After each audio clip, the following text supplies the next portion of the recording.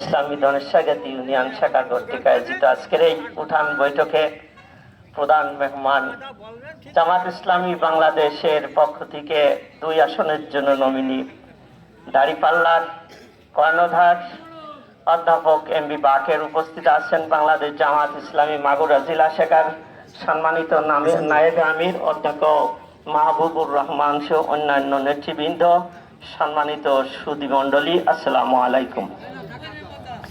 আমি আলোচনা করবেন আমাদের মেহমানবৃন্দ। যেহেতু জেলায় নাম ঘোষণা করা হয়েছে, আমি আপনাদের সন্তান, একই মৌজার অধিবাসী, আমাকে চিনেন না। আমাদের মৌজায় ধনেশ্বরগাতি, আমার বাড়ি দিগলগ্রাম। আমার ছোট ভাইয়ের নাম হয়েছে আসাদুজ্জামান, আপনারা চিনেন, বল খেলতো। আমার বড় ভাই আব্দুর রশিদ, বাপের নাম হচ্ছে মোর্শেদ আলী বিশ্বাস।